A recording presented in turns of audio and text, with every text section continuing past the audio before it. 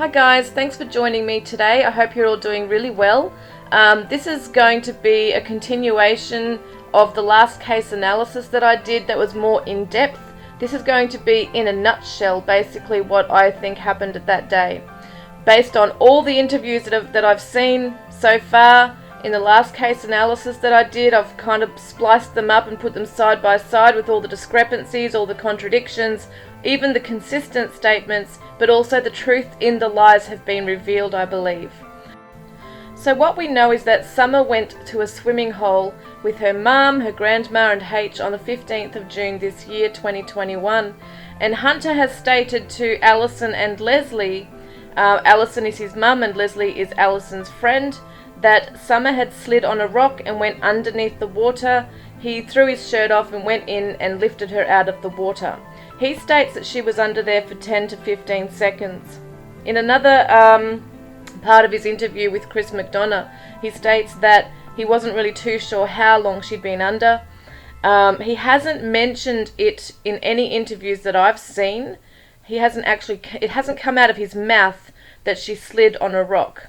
But I think that's because, either it's not true or Candace has told him to shut up about that. I just find it very interesting. Why would Allison and Leslie bring that up? I don't believe that they would just suddenly lie about something like that. It doesn't make sense to me. It makes more sense to me that he's told them and he's keeping that a secret from the rest of the world. And maybe the fact that Candace and he are, not talking too much about the whole thing is because she doesn't want to be done for neglect. She doesn't want it coming out that Summer had a head injury, and that's why she had to be placed against the milk in the truck on the way home, because Summer had a head injury. There was bruising, maybe even a swelling of her brain, because I feel like she was given pain medication, which was the grandma's pain medication that they had just picked up after the swimming hole. I really believe that. I believe that she didn't want Don to know also that she had been at the swimming hole with Hunter, because if she had told him that, then it would have unraveled a whole lot of stuff, an investigation into why he was there, and then it would have gone into him having alcohol and vapes that she gave him, which she could be charged for because he's a minor. And it's interesting that on the night that she was there at the property, about 8:30 that night, David Dotson had turned up with Robin, and he said that Candace was showing the police and him videos of her own boys and Summer swimming at the swimming hole that day. I believe she was doing that because she was actually showing another day that the boys were out there. I don't believe they were out there that day. She didn't show the video where Hunter was there. And I believe she didn't want that to be shown because, once again, she didn't want Donald knowing she had taken Hunter. She didn't want the police to ask questions and look further into it. I think she just wanted it to be, we got home, we did this, and then Summer was gone. She didn't want to go into the whole thing of what happened at the swimming hole. So the police obviously have found out that Hunter was there and is involved in that day.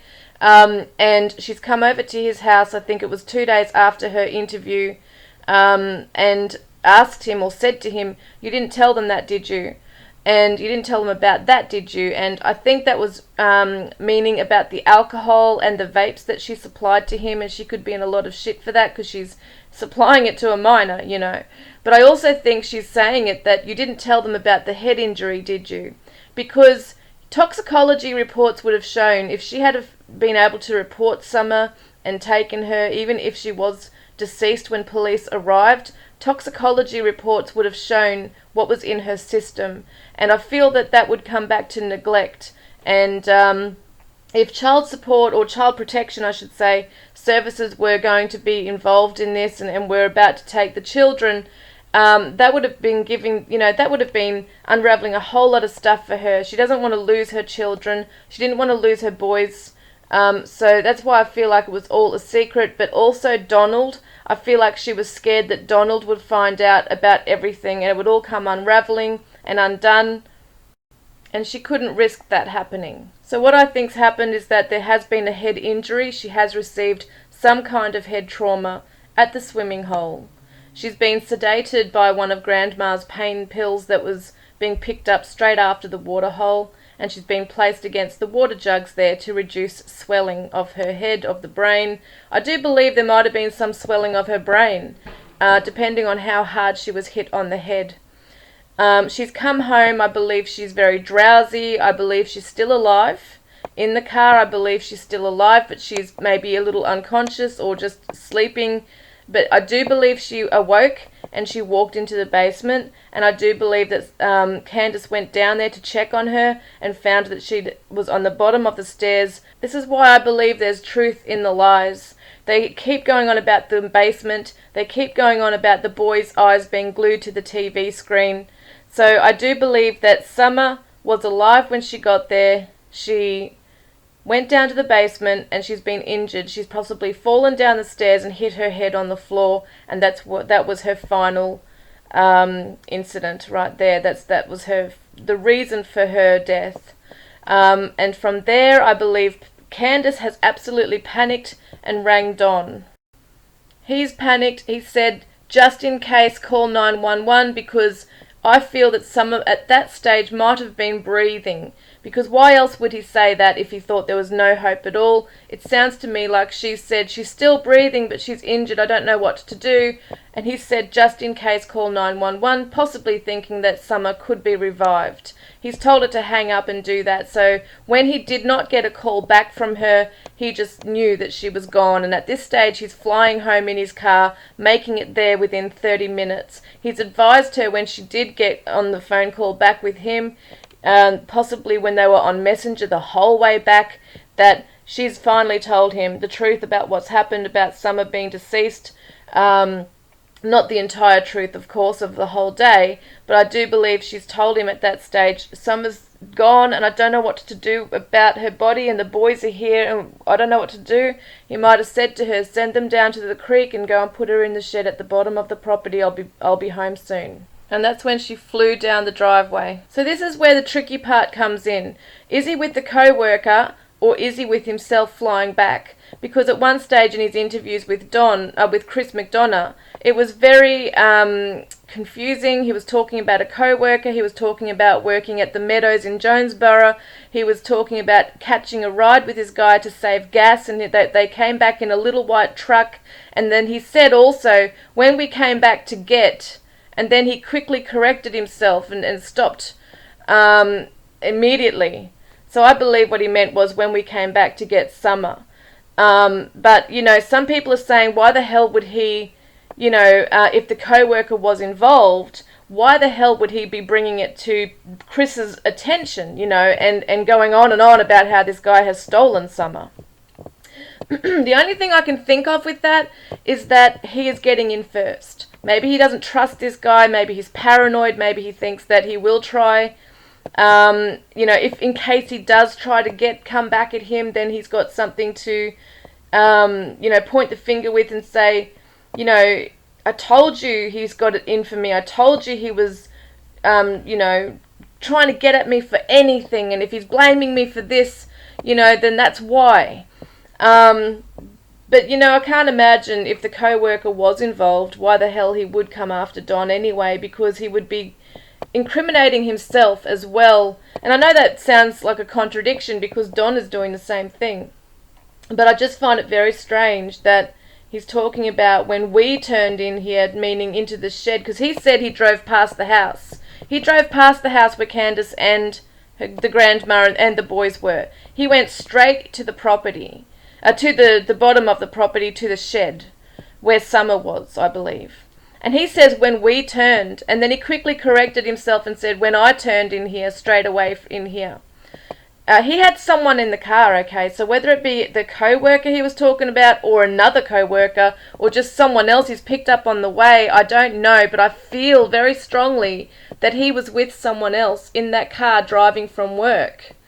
And maybe that's why he was able to be on Messenger that day. He says we weren't normally able to. I'm just wondering if he was using someone else's phone or how that was. I don't know. Maybe he was closer to the home, and was able to receive reception whilst that was going on. But I definitely feel there was someone else with him. And I feel like what's happened is, whoever it is, has dropped off their truck there at the shed. They've gone in the Subaru together. They've disposed of Summer, come back just in time before the cops get there. The guy, whoever that is, gets in his truck and goes home, because he did actually say those words. He got in his truck and went home. I mean, why would he even need to say that if it was, days prior or something? Why is there such an emphasis on, oh, okay, he got in his truck and went home? Would you even say that if it was any other day that's just not significant at all? It just did not make sense to me why all the details, And even Candace had stated that he was at Jonesboro at the Meadows that day. So he says he fired his co-worker the day before, but we don't really know that. It would be so interesting to know the facts. I feel like we will get the facts very soon. I'm just not sure when. But yeah, I definitely feel it's coming soon. But that's the only way I could kind of put this all together.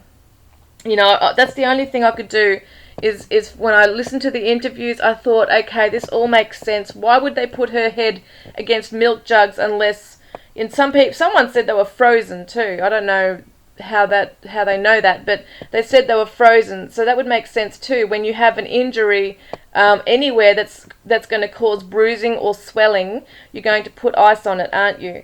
So that's what I feel that they were doing, is sitting her up against the milk cartons or the milk jugs because they wanted to reduce the swelling. They gave her pain medication to help her with the pain that she might have been feeling.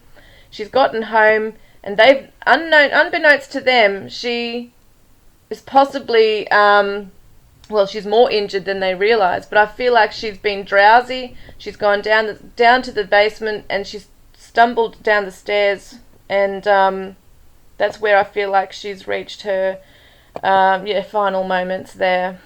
That's what I really feel. And hopefully, guys, we'll get the answers very soon, and there'll be justice for little Summer. So I'm praying, and I know we're all praying for her. I've been trying to write a song for her. I started writing one last night. Someone had asked me to do that, and I thought that's a really beautiful idea. So I started to write one last night, and just waiting for me to get a bit more energy. You can probably hear it in my voice that I'm really tired today.